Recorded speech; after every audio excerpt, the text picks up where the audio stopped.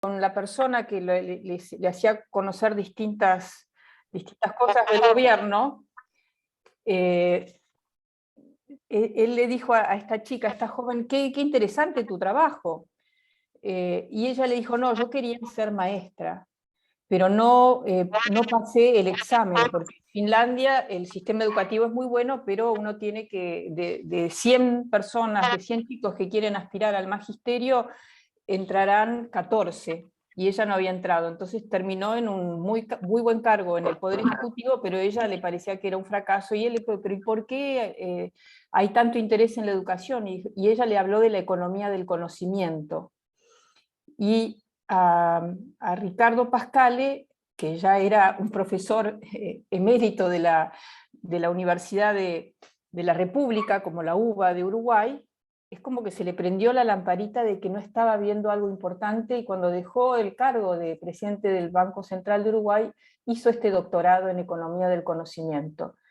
Y acaba de publicar hace un par de meses un libro que se llama Del freno al impulso, de un país que él dice, bueno, frenado al impulso, y dice que Uruguay tiene que abrazar la economía del conocimiento como una causa nacional. Si bien tiene los mejores índices de democracia, de estabilidad económica, de convivencia, de distribución del ingreso de Latinoamérica, el PBI per cápita más alto de Latinoamérica, hay una divergencia desde los años 50 cada vez mayor entre el ritmo de crecimiento de los países desarrollados y el ritmo de Uruguay. Y tiene una frase que ahora nos va a contar en su exposición y en las preguntas. Dice, Uruguay se salteó 2 revoluciones tecnológicas. Si no damos ese salto, por más que tengamos la casa ordenada, esta distancia va a ser cada vez mayor. Así que, además, hablando de modelos mentales, Ricardo Pascale, que es este joven de casi 70 y pico, 80 años, más cerca de los 80, pero que es el único economista que yo he encontrado y funcionario de gobierno que está pensando en la economía del conocimiento, no como un sector, sino como una estrategia de desarrollo. Bueno, tal vez su creatividad tiene que ver porque además es un gran escultor, un gran artista que representó a su país en la Bienal de Venecia, así que tiene un modelo mental holístico, y seguramente por eso en su libro, además de hacer un diagnóstico, él también hace una propuesta, una estrategia de gobierno. Yo les recomiendo leer el libro, y cita algunos casos argentinos, como el de Fernando Stefani, el estudio que yo les dije que ustedes tenían que leer para hoy, de cómo los países que más crecen y con mejor bienestar son los que tienen a la innovación como motor de su estrategia productiva, y también a CITES, que es el caso de esta incubadora de empresas de Santa Fe, que en pocas semanas también va a venir a exponer a nuestro curso. Así que, Ricardo, es un placer tenerte aquí, y estamos muy ansiosos por escuchar tu presentación, y el profesor Serra, que es el jefe de la cátedra, también. Bueno, profesor, un gusto estar con ustedes, María Eugenia, chicas, chicos, que ustedes saben que yo tengo una fuerte vinculación con la República Argentina, y en particular con la Universidad de Buenos Aires, y en particular con la facultad en la cual ustedes están. Esto viene desde muchísimos años, en donde siempre mis amigos argentinos me ayudaron mucho, en particular, siempre, pero en particular en los primeros pasos que di de la carrera. Quiere decir que me siento en casa. Lo que yo voy a comentar no son verdades así irrefutables, simplemente voy a dar mi punto de vista para el caso más de mi país. Y lo que quiero es, digamos, después intercambiar con ustedes o con la profesora Stensor o con el profesor Serra, con quien ustedes, como lo tengan, digamos, a bien conducir el tema. El problema. Uruguay venía bastante bien y termina la guerra de Corea en el año 53, y de ahí todos los estudios que tenemos es que a mediados de la década de los 50, aproximadamente, el país entra en una fase no de estancamiento, pero sí de un crecimiento muy tenue. Cuando se va, por supuesto, en el promedio de esos 70 años o 70 y tantos años, 70 años que podemos tener. O sea, y por otro lado, como creo que sí decía María Eugenia, aparece un fenómeno muy importante. Nos empezamos a diverger de los países que antes eran nuestros referentes. Ya no hablemos de España, Francia o Italia, en el cual casi todos los apellidos nuestros tienen algo que ver con eso, sino con países que hasta hace 20, 30 años eran pastoriles o tenían una economía muy pastoril, como el caso de Finlandia que mencionaba ella, o el caso de Nueva Zelanda, o mismo el caso de Australia, bueno, y ni hablar casos como Singapur. O sea, eran países que no tenían una larguísima tradición de tecnología, de economía del conocimiento, sino eran países, digamos, que se manejaban en base a commodities, en base a productos de recursos, provenientes de recursos naturales. Eso nos preocupó mucho.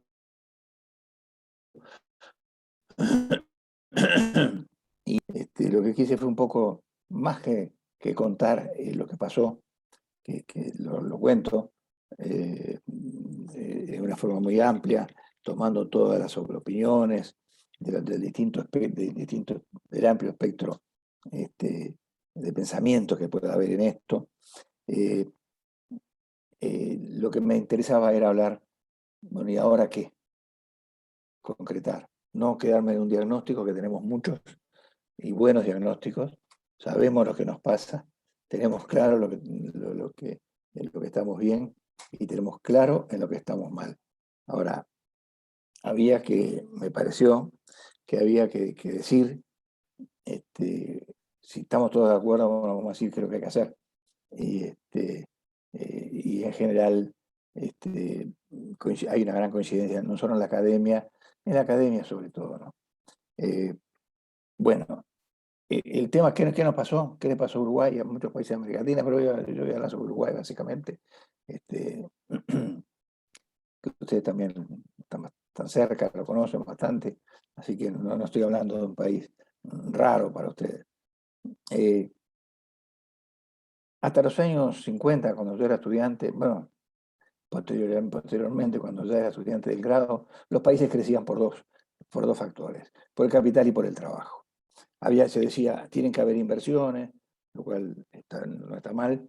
En fin, la fuerza de trabajo tiene que ser, digamos, estar presente. O sea, esos eran los grandes factores que explicaban la producción. Hasta que, en el año 56, más o menos, un gran profesor, que después fue premio Nobel, Robert Solow, formaliza por primera vez, estudia en su tesis doctoral por qué crecen los países, cuánto aporta el capital, cuánto aporta el trabajo, y qué se encuentra él. Que la mayor parte, pero no la mayor parte más o menos, la enorme mayoría del crecimiento no era explicado ni por el capital ni por el trabajo. Era explicado por otra cosa que él y su director de tesis, sintetizo un poco porque después podemos ampliar en las preguntas, le llamaron progreso técnico, y es lo que hoy se llamaría el conocimiento. Su modelo de carácter exógeno fue después perfeccionado por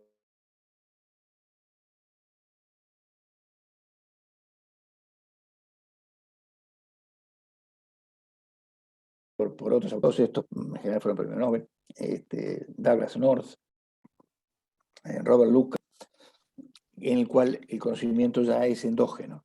O sea, no es una cosa solamente que viene de fuera del modelo, sino que tiene que generarse de adentro del modelo.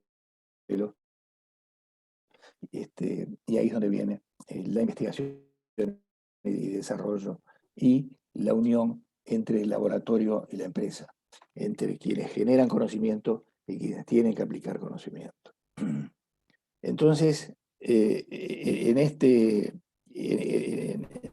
las investigaciones actuales señalan claramente de que no hay ningún país desarrollado en el mundo que no haya ingresado en la economía del conocimiento.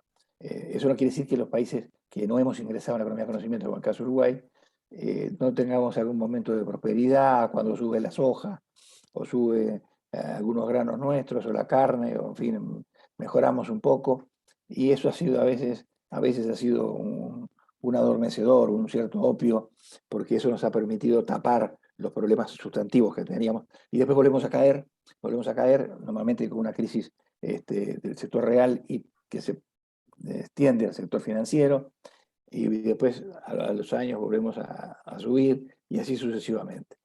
De manera que lo que es claro es que América Latina en su conjunto y Uruguay en particular no ha ingresado en la economía del conocimiento como un tema central de su estrategia.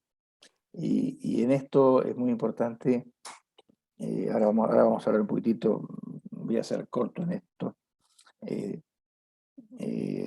esta parte. O sea, lo que tenemos que tener claro entonces es que los países crecen en la medida que apliquen el saber a la producción. O sea, lo que se producía antes, en el caso de Argentina, es un país muy dinámico, tiene todos ustedes, gracias por suerte, tienen un gran dinamismo, tienen una manera de ver las cosas con mucha imaginación, con mucha capacidad de innovación. Entonces, la secuencia sería más o menos que el conocimiento produce o es un ariete para producir mayor innovación, entendiendo por innovación la explotación exitosa de una nueva idea. O sea, no una nueva idea, sino que esa nueva idea se pueda explotar, se pueda trabajar con ella y pueda hacer crecer el valor de los bienes y servicios que exporta un país o que tiene un país, y que en definitiva redunde en una mayor productividad. Acá es donde está el punto central. Desde el punto de vista del análisis económico, toda América Latina, y en particular Uruguay no se salva de esto, lo que hemos fallado es justamente en ese residuo de solo. O sea, todo lo que no es explicado ni por el capital ni por el trabajo. ¿Qué es lo que no es explicado? Porque supongamos que el Producto Bruto subiera el 7%. Estoy diciendo una cifra importante, 7%. Y del 7% de repente el capital lo explica un 1% y un 2%, más o menos esa es la proporción, lo explica el trabajo. Nosotros crecemos básicamente por el trabajo, por el factor trabajo.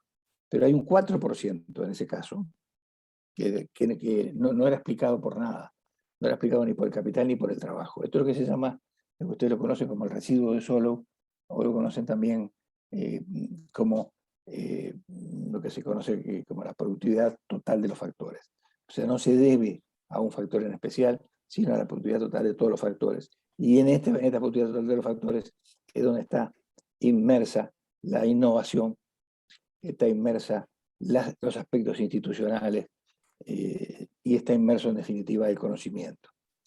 De manera que la secuencia, primero conocimiento, impulsa la innovación impulsa la productividad total de los factores, la productividad total de los factores es la que impulsa el crecimiento, que es lo que no tiene América Latina.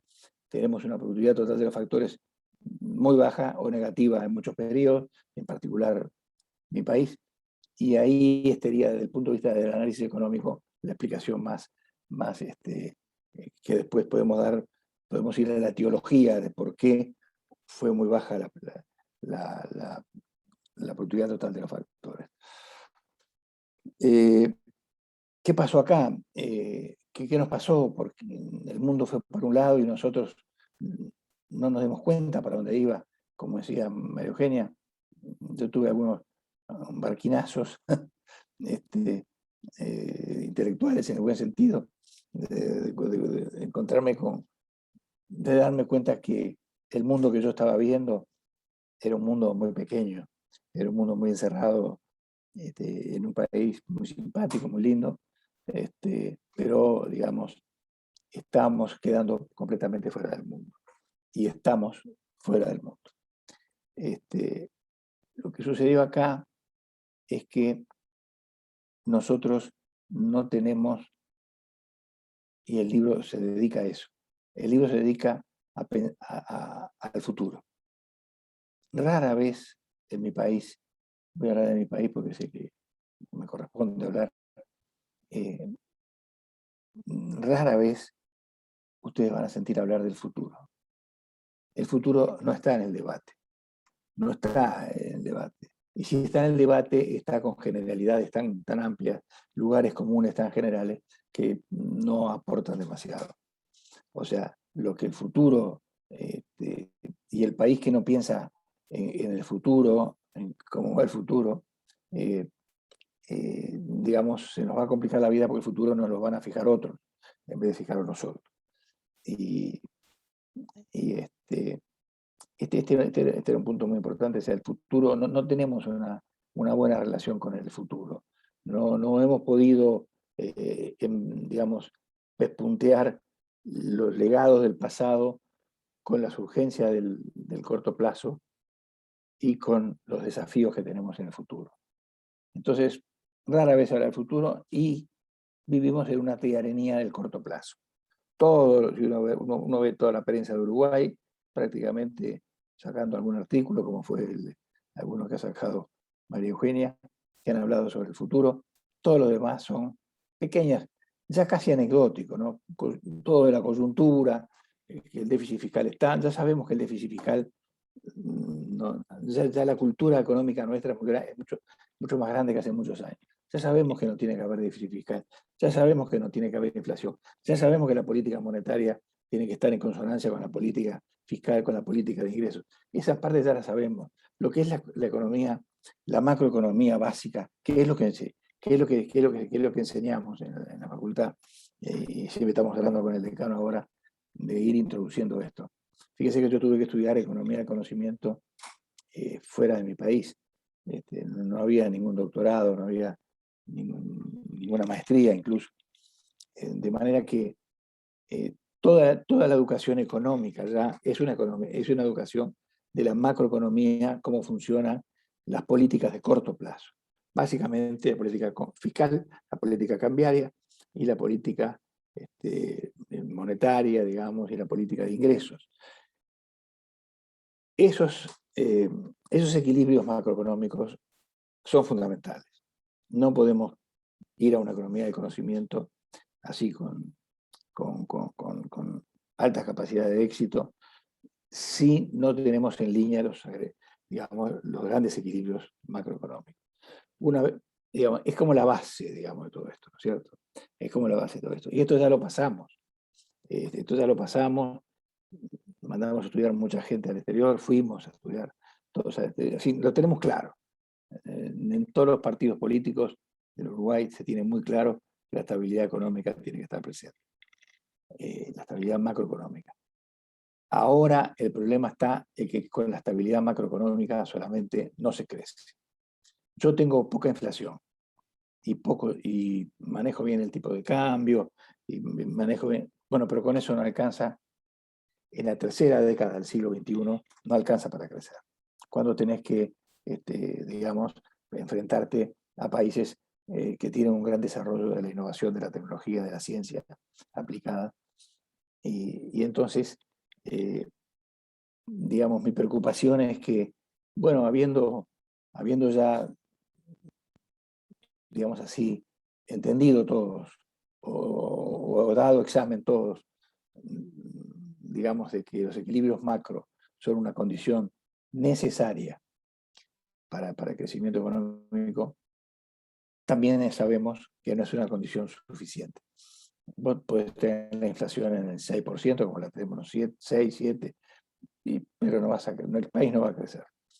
Puede haber alguna inversión, pero son inversiones que no traen tecnología, no traen innovación, o si la traen innovación, la traen, no me interpreten mal, es una innovación muy encapsulada para ellos, pero que no derrama en el resto de los científicos o en el resto de la población en Uruguay. Y bueno, entonces nos enfrentamos a esta altura del campeonato en el año 2021, 2022, bueno, todos ustedes vivieron, igual que nosotros, el flagelo de la pandemia, que lo único que hizo y que hace es estos problemas agudizarlos. O sea, la divergencia que había entre los países, recién te los recomiendo, seguramente ya lo miraron antes que yo o conmigo, o digamos concomitantemente, recién termina de salir un trabajito muy lindo de la UNCTAD, que se llama Tecnología e Innovación. Lo bajan, en fin, en Google nomás, la UNCTAD, en donde justamente señala que el gran problema de estos países, señala dos grandes conclusiones, llega al estudio de la UNCTAD. Primero, que la divergencia que yo hablé, es decir, que nos vamos separando los países, digamos, más desarrollados, o algunos que se pasaron a ser desarrollados, como esos que mencioné, se va a agrandar, ¿está claro? Y pide, por favor, que los países, si no ingresan en la economía del conocimiento, los países más, digamos, vamos a llamarlos en desarrollo, o vamos a llamarlos emergentes, como puede ser América Latina, con matices, obviamente, no se va a crecer. De manera que lo que yo vengo a decir en el libro, quiero ser muy franco con ustedes, porque si no, no tenemos confianza entre nosotros. Yo no descubrí la rueda, ¿está claro? Yo simplemente lo que estoy diciendo es, el mundo va hacia un determinado lugar. Los uruguayos tenemos que decir a dónde queremos ir. Si queremos seguir en el statu quo que tenemos hoy, simplemente manejando que el déficit fiscal no se vaya, la pobre ministra corriendo para que no le pase de tanto el déficit fiscal en medio de la pandemia y los gastos de esto, del otro, que significa todo este tema, y el presidente del Banco Central tratando de acompañar la política monetaria, con su política monetaria, en fin, el ministro de Trabajo tratando de manejar la política de ingresos. Ese es un camino que lo tenemos. Ese camino lo único que nos va a llevar es a diverger más del resto del mundo, que está en otro paradigma, y realmente el futuro que tenemos es gris, y yo le diría que a medida que pasan los años, de un gris cada vez más oscuro. Lo único que me sobra a mí es optimismo, pero en estas cosas, si no soy realista y no les digo lo que pienso, ustedes van a, no sería justo con la calidad del auditorio que tengo.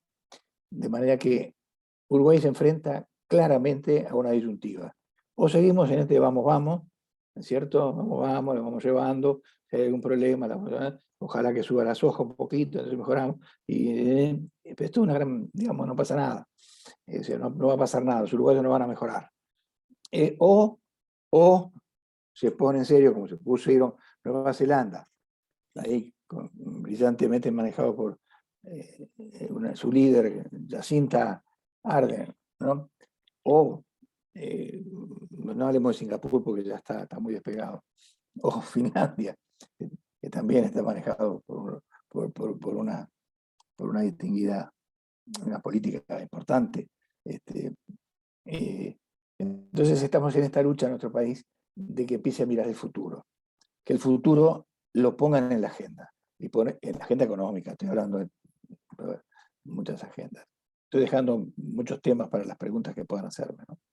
Esa es la gran disyuntiva que tenemos. Y el libro lo que dice claramente que si queremos seguir como estamos y cada vez distribuyendo la miseria o la poca riqueza, bueno, ese es el camino. ¿Cuál es este camino que significa? Que nosotros exportamos conocimiento, no se nos van los técnicos, se nos van los científicos, se nos van las cabezas, se nos va justamente lo que precisamos, se nos va la gente que puede aportar.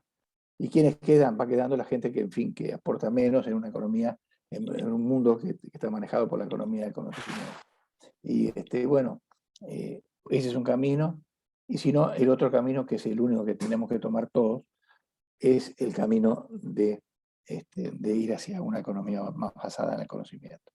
Para esto tenemos que tener algunas cosas. Sí, María Ricardo, ¿querés que me gustaría empezar a hacerte algunas preguntas? Claro, claro. Porque creo que nos has dado un panorama muy claro, y si te parece, ¿no? Y Claro, claro, claro. bueno, bueno, creo que lo que el doctor Pascale dice de Uruguay se puede aplicar a la Argentina perfectamente, el diagnóstico más profundo, la falta de debate sobre el futuro, cómo no tenemos una estrategia que pueda capitalizar, y de eso también habló Winograd la semana pasada, una herencia valiosa que tenemos, pero con una proyección, una estrategia hacia el futuro con el paradigma del siglo XXI. Dicho esto, Uruguay, y por qué es un caso interesante, Uruguay es el país número 8 de calidad de democracia plena. En el índice mundial de democracia, Democracy Index, sale en el puesto número 8 entre 167 países. Tiene una distribución del ingreso que es cercana a la distribución del ingreso, es decir, la diferencia entre los más ricos y los más pobres, cercana a Francia. Su PBI per cápita es el doble que el de la Argentina y de Brasil, países infinitamente con más recursos y más posibilidades. Hoy, a pesar de lo que dice Ricardo, de esta divergencia con el ritmo de crecimiento de los países desarrollados, es como la estrella de Latinoamérica porque no ha entrado en recesión, no ha colapsado, su programa sanitario también ha sido su manejo de la pandemia, tiene un Estado que, si bien es burocrático, no es un Estado fallido como en muchos países de Latinoamérica. Por eso nos pareció interesante su libro, diciendo esto. Uruguay tiene las cuentas ordenadas, su proceso de retorno a la democracia de los 80 hasta ahora es un proceso que ha sido exitoso en cuanto a la continuidad de los distintos gobiernos, las cuentas claras, pero acá, Ricardo, decís, esto no alcanza. ¿Qué cosas tendría que hacer entonces en esta estrategia de futuro Uruguay para poder insertarse en la economía del conocimiento? ¿Con qué recursos cuenta? Sí. Yo creo que lo primero y esto lo digo porque no lo leí ni me lo contaron, lo viví a la salida de la dictadura, cuando tuve que estar en el Banco Central. Después volví, años después, pero los primeros 5 años de democracia fueron años muy difíciles, y pudimos salir adelante, estimadas amigas y amigos, pudimos salir adelante porque los líderes políticos nos apoyaron, los líderes políticos de los 3 partidos más importantes que había. Lo único que nos dijeron: hagan lo que quieran con la economía, manéjenla. Lo único que por favor no toquen nada que vaya a debilitar la ya frágil democracia uruguaya que se reconstituía. Entonces, cuando vi eso, soy muy optimista, y es el primer punto que habría que tener. A la economía de conocimiento, cambios tan paradigmáticos no se da. Ayuda que haya un libro, que haya un grupo de personas cada vez más que vayan haciendo una opinión, pero acá es importante que haya los grandes estamentos sociales, los grandes, digamos, colectivos sociales estén de acuerdo, sean económicos, sean sindicales, sean políticos, tienen que estar de acuerdo. O sea, obviamente Finlandia no fue para la economía de conocimiento porque se le ocurrió a 2 finlandeses. No, se juntaron los que mandaban y dijeron: si seguimos así, vamos a seguir plantando arbolitos, que ahora los plantan en Uruguay. Fenómeno. No los plantan en Finlandia, los plantan en Uruguay. Estas cosas hay que tenerlas claras, ¿entendés? Hay que tenerlas claras, más allá del afecto, ni hablar que uno le tiene a Finlandia, el respeto, ¿no es cierto? Pero la verdad es esa, ¿no es cierto? Bueno, si estos países se quedan así, bueno, que se queden así, ¿no es cierto? Si quieren seguir en esa, nosotros nos vamos sacando de estas cosas, y lo que queremos es de ellos la madera, para nosotros aplicarle ciencia a la madera y aumentar el valor de que los uruguayos estamos encantados de que vendemos madera. Entonces, yo soy muy realista en esto, ¿no? Entonces, lo primero que tenemos que tener es un mínimo de 3, 4 puntos estar de acuerdo. Después pelear, que discutan políticamente, sindicalmente, otros aspectos, ¿no es cierto? De otra índole, pero no el rumbo. Si a mí me preguntan, y lo hemos dicho varias veces, todavía hoy, yo estoy en Nueva York, o estoy donde quieran ustedes, digo, ¿y para dónde va tu país? Me hacen esa pregunta. ¿Y tu país cuál es el rumbo que tiene? Y yo no sé qué decirle. Más allá que decirle, mirá, somos ordenaditos, más o menos, ¿viste? Somos cuidadosos, tratamos de que las cuentas estén en orden, no, hacemos asados bastante bien, qué sé yo, en fin, tomamos mate, no salgo del anecdotario, y la persona te está mirando como diciendo, pero ¿cuándo vas a hablar en serio? ¿Vas a hablar en serio en algún momento o nunca? No tengo que decir, no le puedo decir hacia dónde vamos. Lo que les puedo decir es, bueno, la vamos llevando, ¿no es cierto? Bueno, vamos llevando las cosas como se pueda, y esto es porque el futuro no está presente.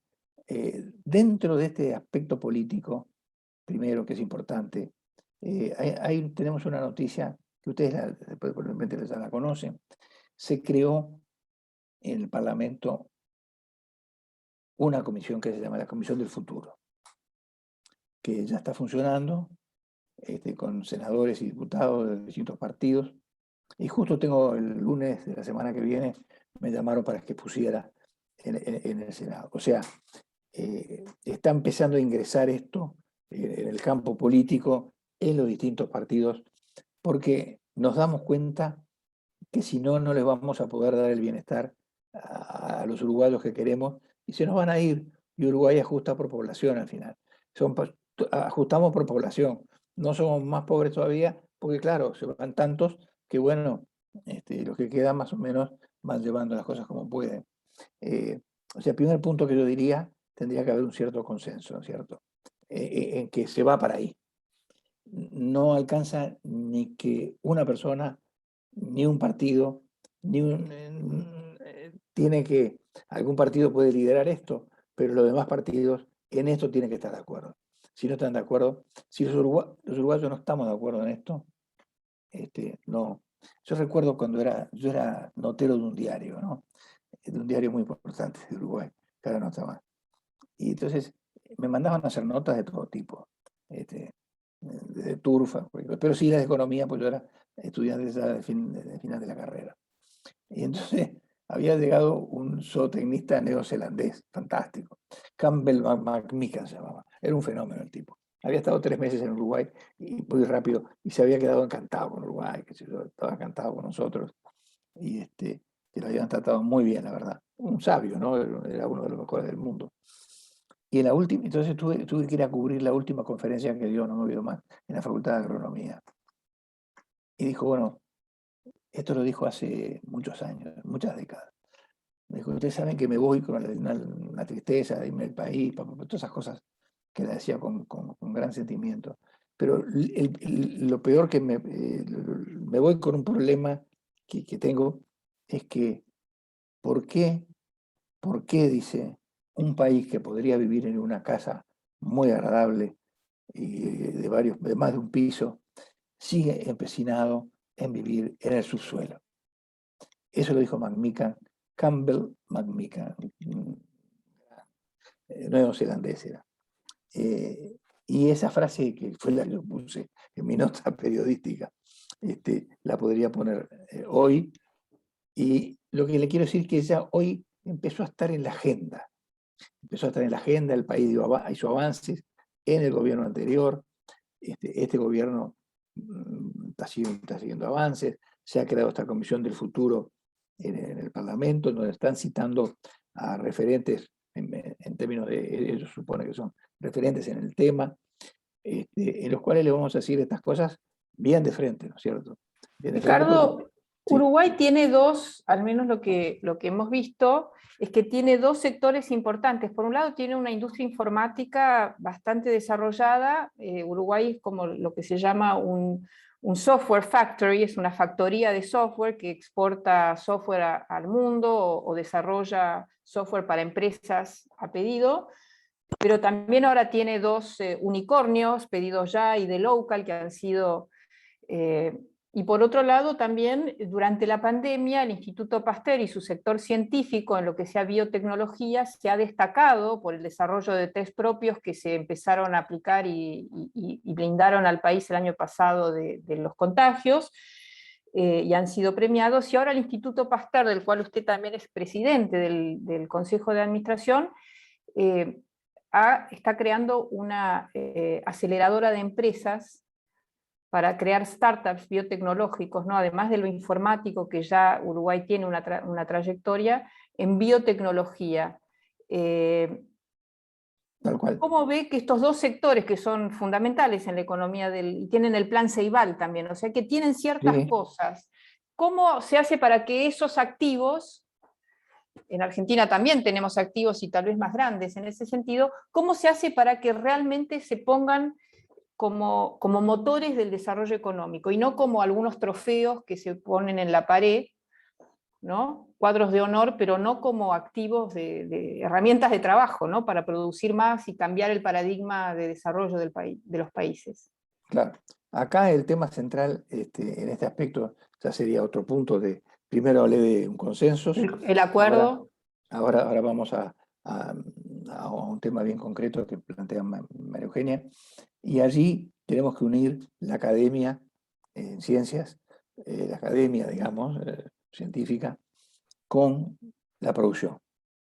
Y una de las formas que hemos encontrado, y estamos encontrando, y que encontramos en el Instituto Pasteur, que tiene muy buena relación con Argentina, y tiene muy buena relación con CITES, que está en Sunchales, en la República Argentina. Nos hemos basado mucho ahí con un querido amigo, el doctor Batiani, que es el director ejecutivo. Nos hemos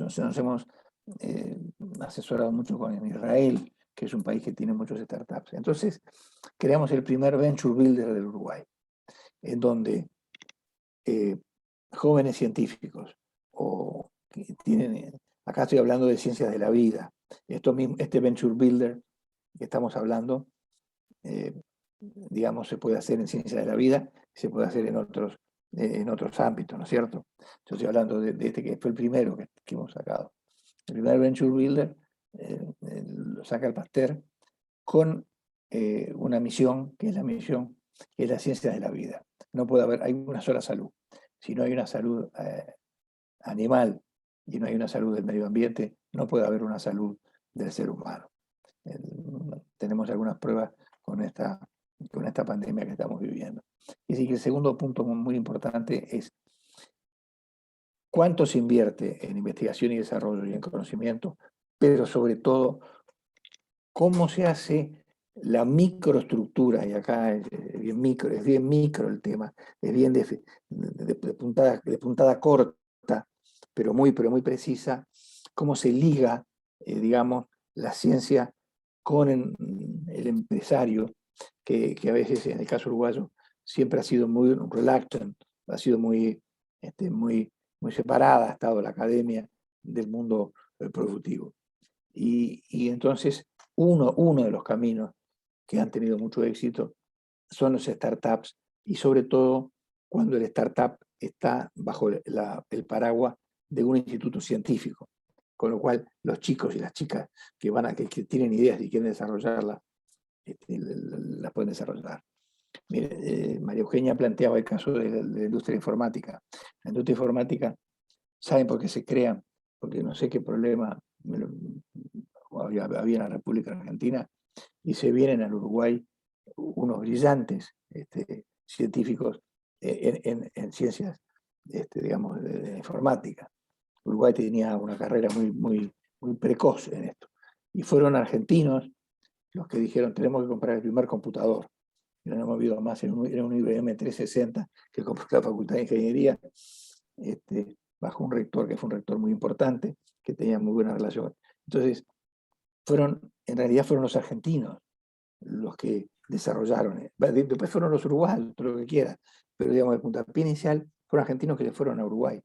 Y no sé por qué motivo se fueron, pero se fueron para allá, pero estamos hablando de gente muy, muy, muy importante. Era en la época de Onganía, donde con la Noche de los Bastones Largos, Manuel Sadowski, con un grupo de matemáticos de la Facultad de Ciencias Exactas, se fueron a Uruguay y crearon la carrera, en los años 60, la carrera de informática, y así se desarrolla. Bueno, y ahora hay también una ola de muchos argentinos y emprendedores, sobre todo, y empresas y profesionales que están yendo a Uruguay, que si bien tiene los defectos que dice Ricardo, también tiene las cuentas ordenadas y una posibilidad de proyectarse que en otros lados es más difícil. Vamos a abrir ahora a preguntas de los alumnos, eh, y como han visto, los temas que plantea el doctor Pascale para Uruguay son muy, muy, muy parecidos a lo que ustedes tienen que plantar en su estrategia y las cosas que en la Argentina no hay, y que por eso hemos desarrollado este seminario con el profesor Serra, con Roberto. ¿Quién, quién quiere hacer Yo las? quiero... Dale, Tomás. Ah, hola Ricardo, mucho gusto y gracias por estar acá. Yo la verdad me agarra mucha ansiedad porque para mí yo me inscribí en este curso porque ya no tenía poca esperanza y mucha ansiedad sobre el futuro, sobre lo que habrás vos del futuro, y acá no se habla del futuro, la verdad, en el país. Y duele cuando se escucha tanto que los argentinos se van a Uruguay para hacer para poner su talento ahí, pero creo que si habría ese consenso en Argentina, Uruguay crecería más todavía, porque se harían políticas internacionales y crecería más todavía. Mi duda es, ¿qué podemos hacer nosotros de estudiantes si desde los líderes no se hace ese consenso o como dijiste vos, tuviste un apoyo de los líderes en el caso del Banco Central y te dieron libertad, ¿no? ¿Qué podemos hacer nosotros de nuestro lugar? Sí, bueno, cuanto más hablemos de esto, cuanto más lo difundamos, cuanto más, pues son verdades, ¿saben qué pasa, muchachos? Son verdades que están a los gritos, están como gritándose, ¿entendés? No es que estamos forzando argumentos, dándole vuelta. No, acá es una cosa, o es este camino, o es nada, es el seguir así en fin, no estoy hablando de Argentina. Argentina tiene, para mí, ya les dije, o sea, no voy a hablar de Argentina porque la quiero demasiado. Y no tenemos ningún problema que los argentinos vengan a Uruguay, como los argentinos nunca tuvieron problema que los uruguayos vengamos a la Argentina, que hay muchísimos que han triunfado. Pero nos interesa, si me decís, yo quisiera que la Argentina siguiera sacando Jusey, Leluar, bueno, Premios Nobel. para hablar ahora del último. No se olviden, y se lo tengo que decir porque tienen que tener ustedes una gran autoestima. Es el único país de América Latina, el único, contando desde Río Bravo para abajo, de México para abajo, que tiene 3 premios Nobel en ciencias. Claro, ustedes tienen 3, los demás tienen premio Nobel de literatura, que es muy importante, nadie va a discutir todo eso. O premio Nobel de la Paz, que es un tema más político, que lo da el Parlamento noruego, pero digo, en ciencias, y todo el tema de los monoclonales y todo esto que hizo César Milstein, cambió la historia reciente de los medicamentos. Esto fue un argentino. O sea, Argentina tiene una larguísima tradición y profunda de muy buena ciencia, de gran ciencia. Bueno, Favaloro, tengo muchos amigos en Estados Unidos y yo les preguntaba, son cardiólogos, son clientes míos, ganan mucho, ganan bastante los médicos en Estados Unidos. Entonces me decían, bueno, ¿cómo hacemos el portfolio? ¿Qué sé yo? Y algunos son latinos, americanos, y han estudiado en Cleveland en tiempos de que el profesor Favaloro actuaba allá. Y le digo, decime una cosa, el profesor Favaloro estaba ahí.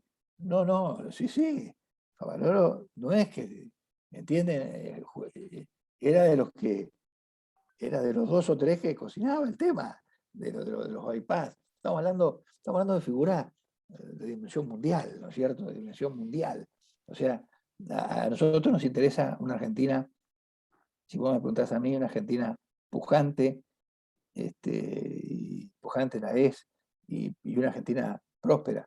Y que, bueno, si alguno quiere ir a Uruguay, que venga a Uruguay, pero yo quisiera venir a Argentina como vine cuando era más joven y recién graduado, y acá me cobijaron, y acá me impulsaron, y acá me ayudaron. Yo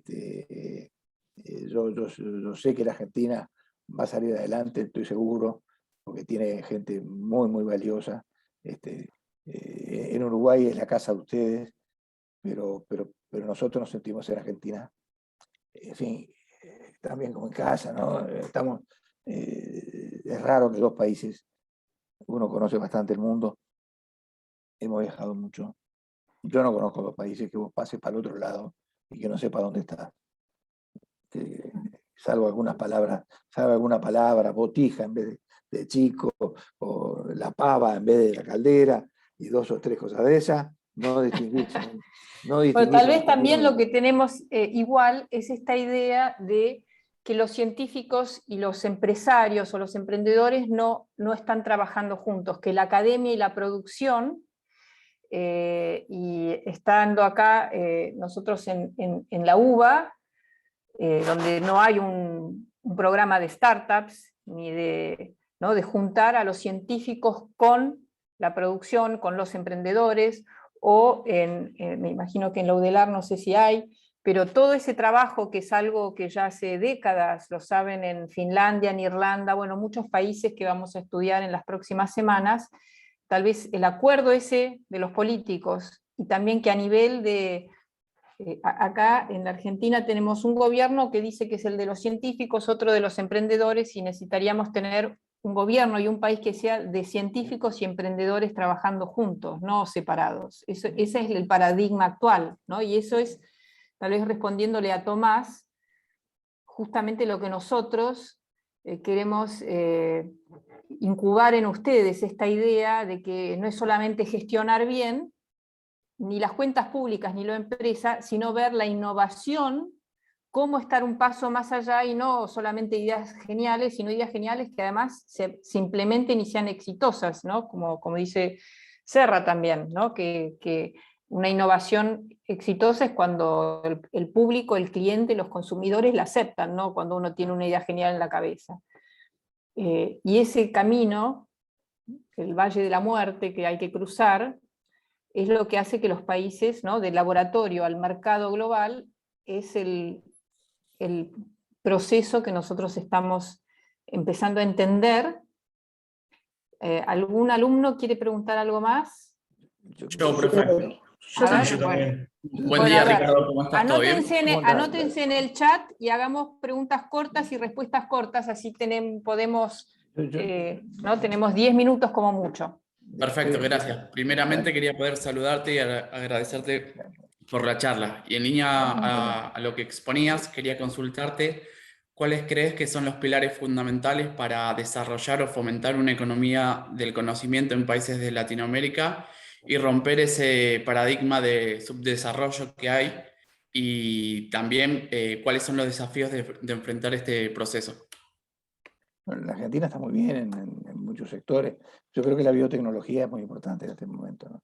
La biotecnología aplicada, no la entendamos solamente aplicada para los seres humanos, sino también porque a veces se cree, y esto ustedes es importante que lo aclaren a la gente, que creen que entrar en una economía de conocimiento es desplazar, por ejemplo, el agro. No, todo lo contrario. Es para que el agro produzca más, o que la industria produzca más, ¿no es cierto? Entonces, lo que yo les quería decir es, primero, un mínimo acuerdo político. Cuando digo político, también meto a los sindicatos, a los empresarios, meto, digamos, a la academia, a los políticos propiamente dicho. Eso por un lado. Por otro lado, estábamos diciendo, digamos, de cómo unimos la ciencia con el conocimiento, con los que los usan. Y un tercer pilar que quiero mencionar es la educación. Que siempre se habla de educación. Pero yo pregunto, ¿cómo vas a hacer educación en un país. A ver, podemos hacer la educación y arreglar un montón de cosas, mejorar las escuelas, en fin, las cosas administrativas, pero vamos en serio. Si vos no sabés para dónde va el país, ¿cómo vas a educar a alto nivel si vos no sabés el producto final que querés? Cada uno hace lo que quiere. Entonces, eso no se da en los países estos. Se sabe para dónde va el país y a su vez nosotros, yo hablo de Uruguay, no desarrollamos la creatividad. Más aún, como dice un famoso científico, pero no vale la pena, voy a ir rápido, la escuela, cuando digo la escuela es la educación, mata la creatividad. Al contrario, puede ser, no es el caso del profesor Serra y la profesora acá, que son gente de mente muy amplia, sino mata la creatividad. Si un estudiante, a mí en la facultad, me dice algo contrario, mire, profe, tan fenómeno lo que usted dice, pero yo discrepo totalmente. Para mí es una alegría. Discrepar, adelante. ¿Entendés? Desarrollar la creatividad, no matar la creatividad. Nadie dibuja como un niño, nadie dibuja como un niño. Ahí habla el artista. Vamos a ir rápido, Ricardo, para que Vale. Yamil quiere preguntar. Sí, Yamil. buen día, Ricardo. Yo tengo dos consultas rápidas, que es, previo a la pandemia acá en Argentina, se abrió la posibilidad para los ciudadanos argentinos que no tenían ningún vínculo con Uruguay de tramitar una ciudadanía para irse, para migrar hacia allá. Primero, ¿por qué cree que hubo tanta gente? Porque eso colapsó y lo tuvieron que cerrar de la cantidad de solicitudes que hubo. ¿Por qué cree que tantos talentos de acá se van para allá, siendo que en Uruguay están con el mismo problema? Los talentos nacionales migran. Y después, por otra parte, en algunos libros que estuvimos leyendo para la cátedra, habla de que no hay que tener en cuenta la densidad de población para diferenciar entre Uruguay y Argentina, sino que eso tiene que ver con una habilidad de administración de recursos. Yo quiero saber si usted está de acuerdo con decir que la densidad de población no tiene nada que ver con cómo administra los recursos el Estado. A ver, la densidad de población en la última parte. Claro, como que se habla que en Uruguay hay menos cantidad de gente que en Argentina, entonces por eso es más fácil administrar los recursos, y hay algunos libros que dicen que no, que eso en realidad no tiene nada que ver. Sí, no, hoy día ya el tamaño no cuenta, salvo que estamos hablando de potencias tipo, ¿no?, China, en fin, la potencia en la cual el peso específico de todos los países que le hablé son países de 4 o 5 millones de habitantes, no son países de 1.500 millones de habitantes. Hoy lo que es más importante es hacia dónde va para el país y demás. Ahí está, Suiza es un país chico y tiene un estándar de vida espléndido. Finlandia está 6 meses bajo nieve, y tiene en fin, el tamaño, sobre todo en tamaños así, ¿no? No es lo importante. Lo que sí es importante es el stock. Argentina tiene un stock muy grande de conocimiento. Ese stock de conocimiento, Argentina, gracias a Dios, tiene un stock fantástico de conocimiento, que algunos vienen a Uruguay, pero cuando vienen a Uruguay están al lado de Argentina, es lo mismo, ¿entendés? Vienen a Uruguay y se vienen para Argentina, si enseguida mejoran las cosas, no es que se vayan a otro país. Nosotros recibimos muy bien a todo el mundo, porque siempre nos han recibido muy bien en todo el mundo a nosotros, pero no es una vocación de los uruguayos, digamos, que tomar partido de situaciones, por lo menos en mi cabeza y en la cabeza de la gente que piensa. Matías quiere hacer una pregunta. Gracias, Emilio. Buen día, Ricardo. Matías. Mi pregunta es, más allá de tenerlo como discusión y marcar un consenso, que desde ya es el primer paso, como pasa también con los desarrollos científicos, que hay que encontrar la forma de aplicarlos a la producción, quería saber algunos ejemplos, si tiene, de medidas concretas que se pueden tomar para empezar a aplicar la economía de conocimiento en el país. Me imagino que eso además es lo que se va a discutir en esa comisión del futuro que nombraste antes, pero quería saber si existen algunos proyectos puntuales o ejemplos puntuales de cómo se puede empezar a aplicar eso, Sí. la economía del conocimiento. En el caso uruguayo, al gobierno lo que le vamos a pedir es que mantenga la estabilidad y que por ahora no le podemos pedir mucha plata. La pobre ministra, que fue una querida alumna y querida amiga, está luchando con este tema de la pandemia. En realidad, los primeros empujes de la innovación los hace el Estado. Pero en el Estado uruguayo yo no le puedo pedir eso. Quiere decir que va a tener que ser el sector privado muy dinámico. El sector privado formado por ustedes. Ustedes son los agentes del cambio. Esta posta se la pasan a ustedes. A nosotros también, pero nuestra función es movilizar, digamos, y transmitir experiencias. Pero ustedes van a ser los protagonistas de esta gran... Algo interesante que yo vi en Uruguay es justamente el Instituto Pasteur, que es una institución pública. El Instituto Pasteur es de Montevideo, pero los investigadores son de la Universidad de la República, como si fuera el CONICET y la UBA, etc.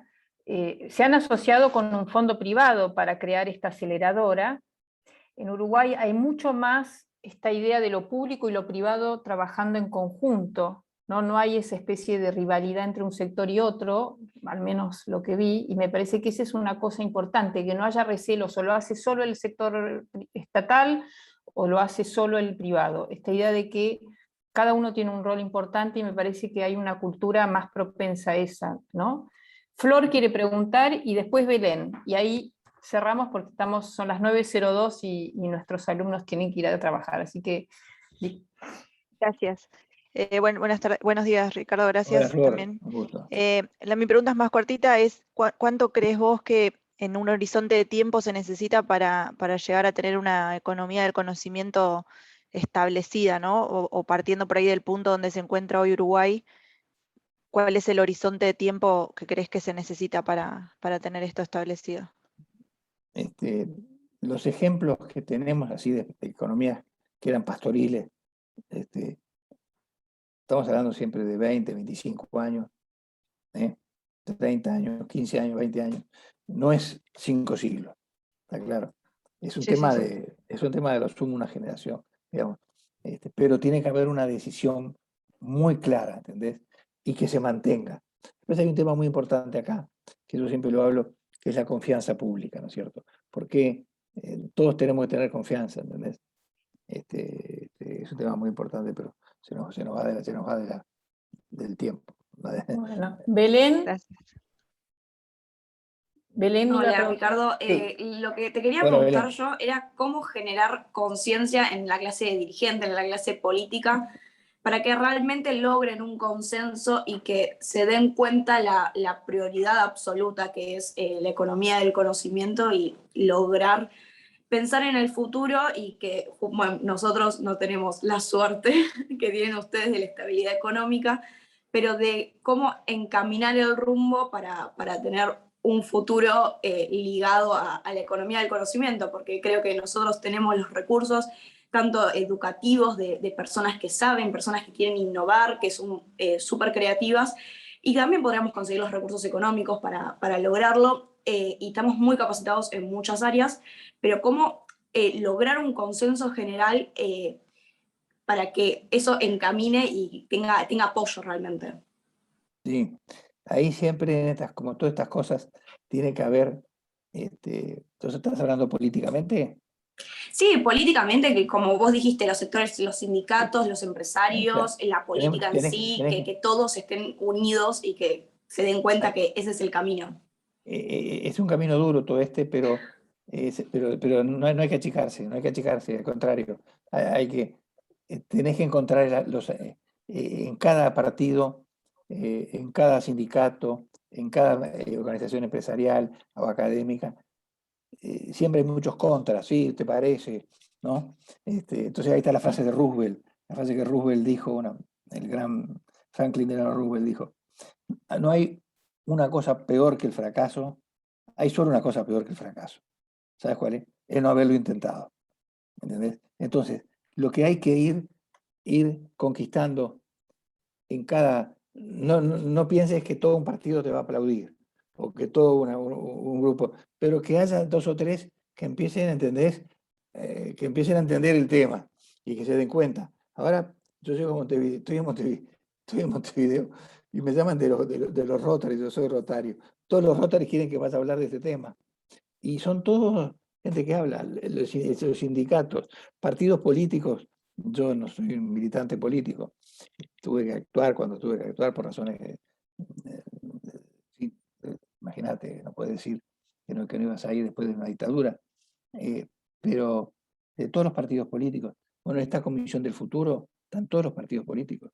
Y todos dijeron, va a hablar fulano, mengano, queremos que venga y nos digan dónde está el país y cómo hay que hacerlo. Y lo van a escuchar, y eso va a estar grabado, y eso va a estar filmado, y eso va a estar publicado, y van a sacar varios editoriales de todos los diarios. O sea, Bueno. es una tarea, ¿entendés? De ir conquistando de a poco, porque en el fondo, yo escuchaba al profesor Serra con mucha atención en la parte final no es un tema de izquierda ni de derecha, ¿entendés? Esto no es un tema que está más allá, ¿no es cierto? Pueden haber algunos sectores que estén más afines a esto y otros que no, pero a veces es porque no se entiende de qué estamos hablando. Entonces hay que ir de a poco conquistando los sindicatos explicándole, como yo le decía a los bancarios del Uruguay, pero mirá que el 100% de cero es cero. Cuando yo estaba teníamos 30.000 bancarios, hoy hay 6.000, 7.000. ¿Está? Y yo les dije, ustedes hagan lo que quieran, pero te puedo asegurar que el 100% de cero es cero. Van a tener el 100% de todo. ¿De todo qué? Nada. Y dice, tenías razón cuando nos decías eso. Entonces, hoy ya, cuando hablo con estos chicos, o que ya no son tan chicos, ya tienen otra cabeza, ¿entendés? No sabrán mucho de economía, pero ven que hay algo que no funciona. ¿Entendés? Que ya no da más. Esta tela la estiramos tanto que ya no da más. Ricardo, fabuloso, y me hago, como dejó un mensaje Emiliano que se tuvo que ir a trabajar, dijo con signos de admiración, gracias Ricardo, es muy interesante la charla. Creo que reflejados en el caso de Uruguay, que además tiene algunas cosas más ordenadas que nosotros, y hay cierto consenso y de trabajo conjunto entre los distintos partidos políticos, vemos el desafío que tiene por delante y que tenemos nosotros y Latinoamérica. Así que creo que es un caso que nos sirve, y además todo el planteo que el doctor Pascale hizo en su estudio, su investigación en su libro, nos sirve para que ustedes, que son los que seguramente van a llevar adelante esta estrategia de país, bueno, para que vean qué es hacia dónde va el mundo, ¿no? Y que por eso con Roberto y con Fabiana y Fabi creemos que es muy importante que ustedes se reciban sabiendo hacia dónde no solamente deberían ir las empresas en las que ustedes trabajen y los emprendimientos, sino el país. No sé, Roberto, si quieres decir algo más. ¿Estás muteado, Roberto? Estás muteado. No se te oye. Ahora sí, perdón. No, quería agradecer mucho a Ricardo, muy buena la presentación.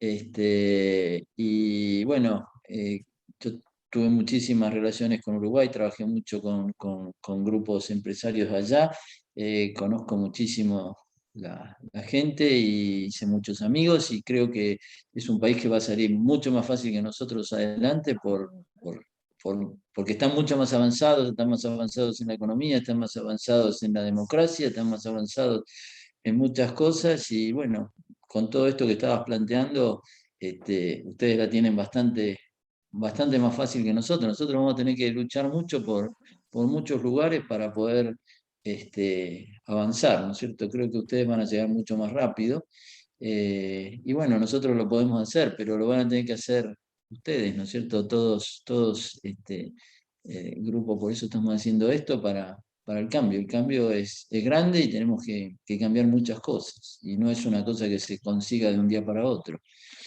Pero por eso nosotros decimos, el planteo que tienen que hacer ustedes es jugar con esos 20 o 25 años y mirar la visión a eso, y el planteo nuestro es ese, como ¿qué país queremos en los próximos 25 años? ¿Cómo imaginarlo hoy? Y ahí hay que construirlo. Así que todo lo que planteó Ricardo es lo que necesitamos nosotros, y no tenemos estabilidad económica como tiene Uruguay. Bueno, tenemos que trabajarlo todo, entender Bueno, muchas pero cosas. si uno sabe mejor a dónde quiere ir, es más fácil. Entonces ese es el primer paso, el más importante. Bueno, muchísimas gracias, Ricardo. Al contrario, Un profesor placer. Gracias, Ricardo. María